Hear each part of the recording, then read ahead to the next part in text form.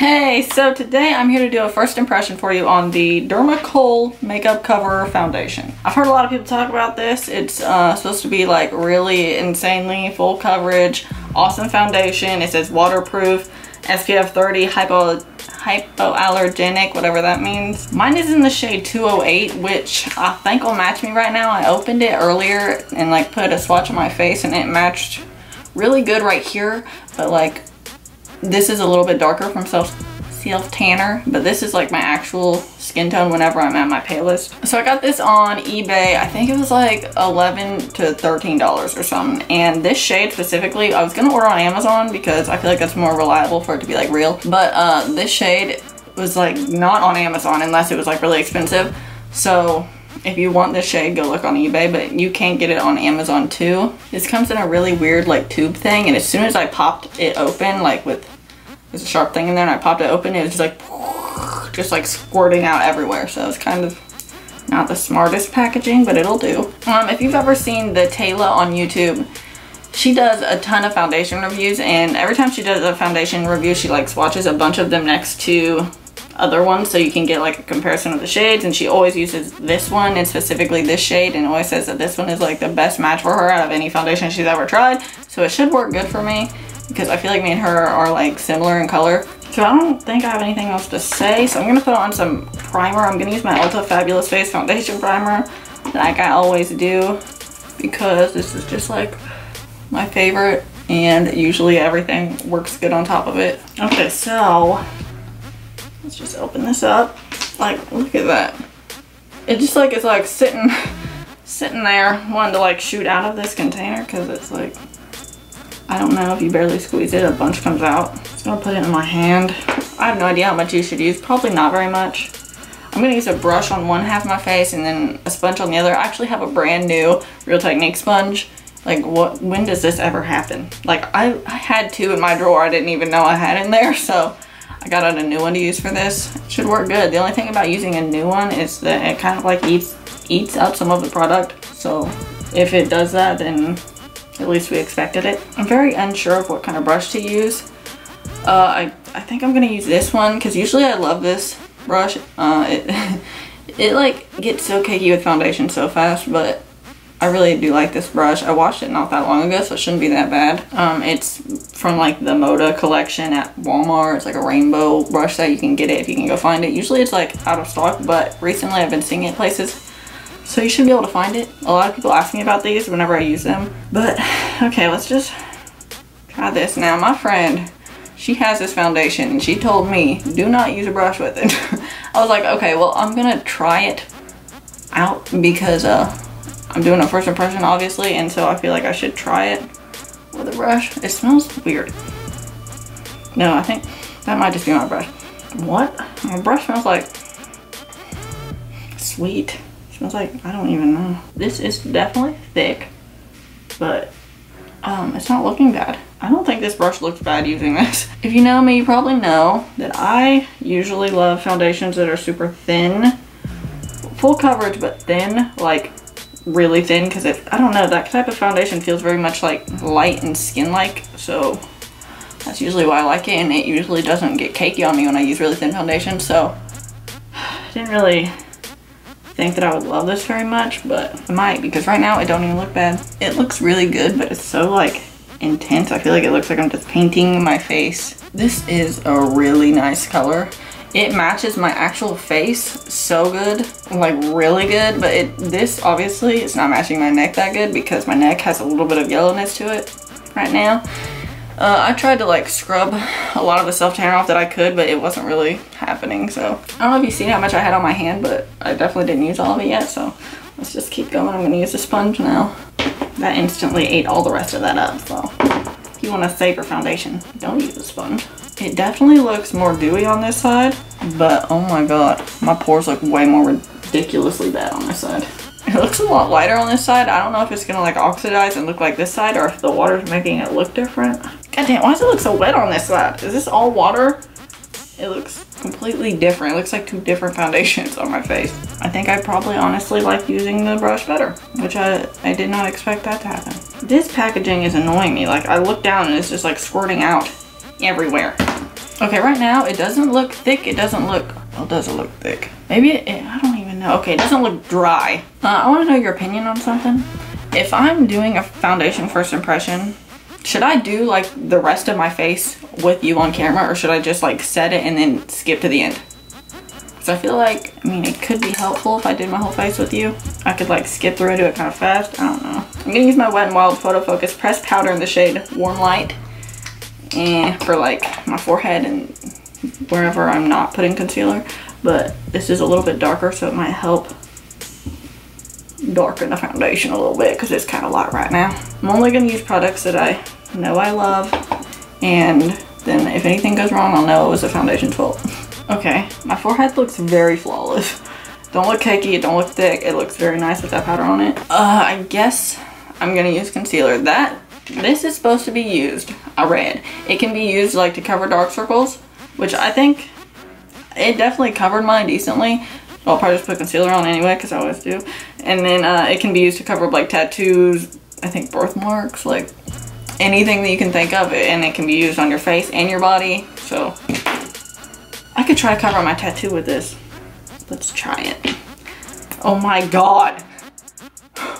I'm not even squeezing this. Why is this happening? This is ridiculous. We're just gonna take some of that and put it in the trash can, because that's a lot. That's a pretty easy tattoo to cover up. I feel like because it's like a pinky tone, it's not like black or anything really dark. It looks like cakey shit, but it covered it. Can you really see my tattoo anymore? It did pretty good. Pretty good. Let me put some powder on it. I mean, it looks weird right there because it's not the right color. For concealer, I know, I'm just going to use like a little bit of Tarte Shade Tape in the shade Fair. Because honestly, this looks darker than the foundation, for one. Okay. I think that using this foundation with that concealer is just like the fullest coverage you could get. Like if you need real full coverage, that's what I would do. Because that just completely covered the dark circles like 100%. What powder should I use? I'm going to use my Maybelline Fit Me powder in the shade 110 and set the concealer with it. Just a little bit darker than necessary, but I love this powder and it never does me wrong, so I'll use it. My face feels sticky. Maybe it's setting it. I feel like it takes a lot to set it. It doesn't look cakey or bad or anything. It looks actually very flawless. Okay, for bronzer, I'm going to use the Too Faced Milk Chocolate Soleil Bronzer from my book of bronzers. You can tell I've used it a lot because I've hit major pan on it. In my opinion, this is just so much better of an option than using the Benefit Hoola Light, because this is light and it's great for pale skin, but it doesn't take 5 million layers to show up. I do feel like my face has like some type of pull to it. I'm going to use this Essence Sun Club Matte Bronzing Powder in the shade, no, that's not the shade. The shade's Natural 01. I always say lighter skin because it says lighter skin. By the way, I broke it. I don't even really know how that happened, but I'm going to use this for my forehead because it's even less pigmented than the milk chocolate. And since this feels kind of sticky, I don't want it to stick in weird ways. Okay, for blush, I'm going to use my Tarte blush in the shade Captivating. It's just my favorite peachy shade. I hadn't used it in a while, but I've been using it recently. And then I'm going to take my Maybelline Master Strobing Liquid Illuminating Highlighter in the shade 100 Light. I hate saying that name, it's far too long. But I'm going to use this as a base for my highlight. Not always. If I'm feeling lazy, I'll just like wet the highlighter, but this just seriously helps it stay so much longer. Okay, and then I'm going to take my Anastasia Glow Kit in the shade Aurora. Why? I've said that like 3 times. I'm going to use the Shady Clips. I love to put this shade on top of this highlight because for some reason they make like the prettiest peachy pink color. Like, it's like a unique color, I feel like. Okay, I'm back. It's been a minute that I stopped filming because my camera was about to overheat, and then I finished the bottom of my eyes and did my lips and whatever, all of this. So it took a minute. So I'm gonna go ahead and say the time that I've ended the foundation situation is like 7 o'clock because it's 7:12 now. PM, yes, very late. I'm gonna wear this for as long as I can, and we'll see how it looks at the end of the night. Everything went on it fine. Everything looks like photoshopped, flawless perfection right now. having no problems other than I'm sweating right now because my room is hot as shit. Everything blended out nicely on top of it. I don't think I have anything else to say. This is supposed to be, you know, really long wearing, perfection, awesomeness, full coverage, waterproof, you know, all that stuff. So this should be able to wear all day without looking like shit at the end of the night. And I'm gonna try to wear it for as long as I can. And I think that's all I have to say. I'll be back at the end of the night and we'll see if it still looks good, and I hope it does because I kind of really like it right now. Okay, I'm back finally, and it is now almost 5 a.m., which is, I think, 10 hours. This, my friends, is why I do not like thick foundation. My stomach will not stop making noise, so ignore it if you hear it. It's kind of weird. I am so cakey and gross. Ew, I hate it. It's nasty. This is how I looked when I would wear like Too Faced Born This Way. I don't even know why that looks so bad on me, but everyone loves it. And just like things that are thick look so bad on me. First off, my wing is like what is happening? It's just like, hi, I'm gone. My eye was watering really bad. It waters super bad as soon as I lay down. Then like my eyes are just like crying. So I was just like laying on the couch watching TV and it's just like watering everywhere. But okay, I hope that you can see how bad this looks. Like the tip of my nose, like I just like touch it and it just like, what? It just like comes off. Okay, this is just like not even here, which makes no sense because I mean like I wasn't even like, normally if I kiss like my boyfriend a bunch, it'll like come off on the tip of my nose.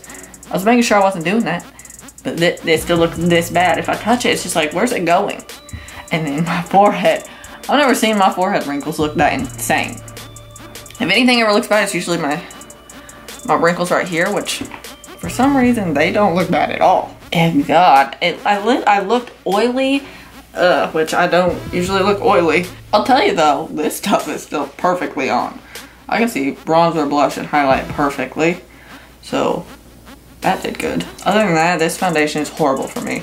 Normally, if I have a cakey foundation, if I use like the Smashbox primer oil or like just some kind of like oil underneath to be really moisturizing, probably to help mix in with it to like thin it out, then that usually helps, but I don't want to have to do that. And I knew this foundation was going to be bad whenever it was just like a few hours that I had it on and my boyfriend's like, I can see all your pores. And I'm like, oh yeah, like that's good. And then later on he's like, you look like around your nose looks like spongy. And I'm like, looks cakey. He's like, yeah, is that good? No, that's bad. I was like, yeah, that's bad. Like, you shouldn't be telling me that. He's never told me that before with anything, so that's just a sign that it looked real bad. I don't know. I guess maybe this works well for some people. If it does, then good for you.